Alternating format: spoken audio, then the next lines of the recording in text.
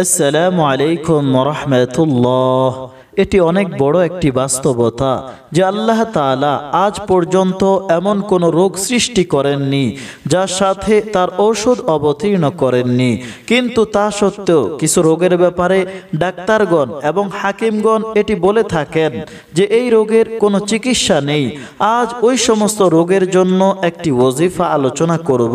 যদি কোনো ব্যক্তি এরকম কোনো রোগে আক্রান্ত হয়ে যায় যার ব্যাপারে ডাক্তার অথবা হাকিম তাকে কোনো আশা দেয় না এবং তারা বলে দিয়েছে এই রোগের কোনো চিকিৎসা নেই, এটি চিকিৎসার উপযুক্ত কোনো রোগ নয়, এমত অবস্থায় রোগী যেহেতু রোগে ভুগতেছে যার কারণে তার মানসিক অবস্থা খুবই খারাপ, কোনো কিছু বোঝার ক্ষমতা তার থাকে না, এই কারণে তার কোনো নিকটস্থ আত্মীয় স্বজন যেমন ভাই বোন মা বাবা অথবা অন্য যে কোনো আত্মীয় তাকে এই ওজিফাটি করে দিবেন। ওজিফাটি কিভাবে করবেন? প্রথমে 250 গ্রাম কালো জিরা নিন।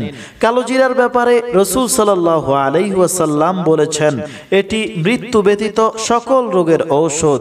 250 গ্রাম কালো জিরা সামনে রেখে সর্বপ্রথম 11 বার দুরূদ ইব্রাহিম পড়ুন, অতঃপর 1100 বার ইয়া মুকীতু ইয়া মুকীতু এভাবে আল্লাহর এই নামটি পড়ুন।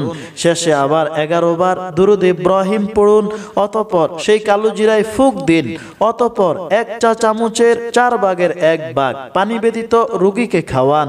40 দিন এভাবে আমলটি করুন। প্রত্যেক দিন আল্লাহর এই নামটি 1100 বার পড়বেন এবং প্রথম দিন যে কালো জিরার উপর এই আমলটি করেছেন প্রত্যেক দিন সে একই কালো জিরায় এই আমলটি করে ফুঁক দিয়ে রোগীকে খাওয়ান। 40 দিন পর 2 রাকাত নফল নামাজ পড়ুন এবং গরিব মিসকিনের মধ্যে কিছু খাবার বন্টন করুন এবং দোয়া করুন। ইনশাআল্লাহ এই 40 দিনের মধ্যে আপনি দেখবেন রোগী আশ্চর্যজনকভাবে সুস্থ হয়ে যাচ্ছে। 40 দিন পরে দেখবেন রোগী বিছানা ছেড়ে উঠে গিয়েছে। আল্লাহর উপর পরিপূর্ণ ভরসা রেখে এই আমলটি করুন, ইনশাআল্লাহ রোগী সুস্থ হয়ে যাবে।